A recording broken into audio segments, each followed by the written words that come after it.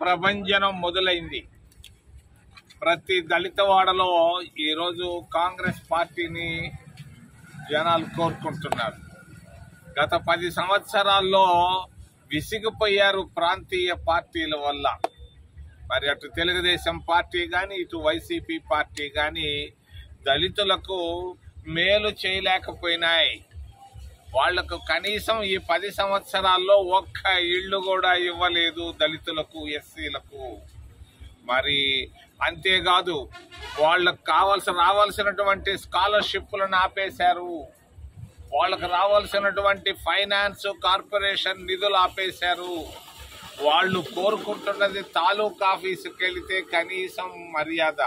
ఈరోజు తాలూకా ఆఫీసుకి వెళితే దళితులను అంటరాని వాళ్ళుగా చూస్తున్నారు. పోలీస్ స్టేషన్లకు ఎస్సీలు వెళితే వాళ్ళని అంటరాని వారుగా చూసుకుంటున్నారు. మరి కోడికత్తి సీను ఒక అమాయక ఎస్సీ, అమాయక హరిజనుడు. ఆ అబ్బాయిని తీసుకెళ్లి 5 సంవత్సరాలుగా జగన్మోహన్ రెడ్డి జైల్లో పెట్టాడు. నేను మొన్న విశాఖపట్నానికి వెళ్ళాను. విశాఖపట్నంకి వెళ్ళి విమానాశ్రయానికి వెళ్ళి అక్కడ ఎయిర్పోర్ట్లో ఉన్నటువంటి రక్షణ అధికారులందరితో మాట్లాడాను. నేను అడిగాను, కోడి కత్తి ఎలా వచ్చింది విమానాశ్రయానికి అని అడిగితే వాళ్ళు చెప్పకొచ్చారు, విమానాశ్రయానికి గుండు సూది కూడా రాలేదు.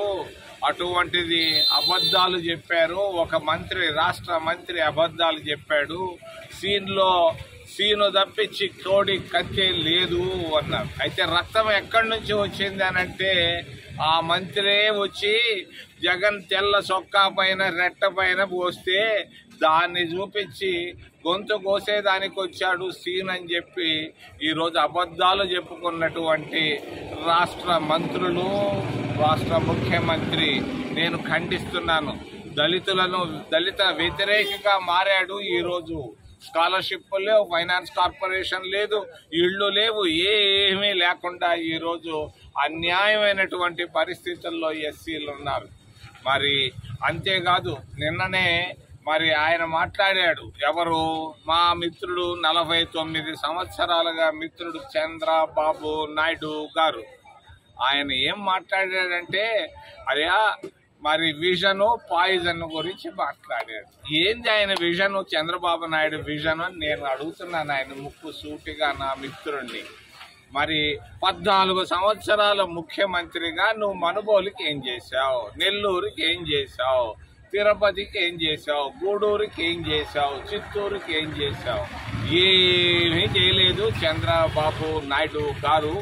మరి నేను ఆయన జైల్లో పెడితే నేనే పోయి రాజమండ్రికి పోయి ఆయన సమర్థించాను. జైల్లో పెట్టడం తప్పు అని చెప్పాను. ఈరోజు ఆయన విజన్ పాయిజన్ గురించి మాట్లాడుతున్నాడు. ఏంది ఆయన విజన్? ఆయనకి అసలు విజనే లేదు. మరి నేను చెప్పాను, మన్మోహన్ సింగ్కి ప్రధానమంత్రిగా ఉన్నప్పుడు తిరుపతిని రాజధాని నగరం చేయి, ఏర్పేడు నుంచి రాపూర్ దాకా 1,00,000 ఎకరాల ప్రభుత్వ భూములు ఉన్నాయి, దాన్ని మరి రాజధాని నగరం చేయమని చెప్పారు.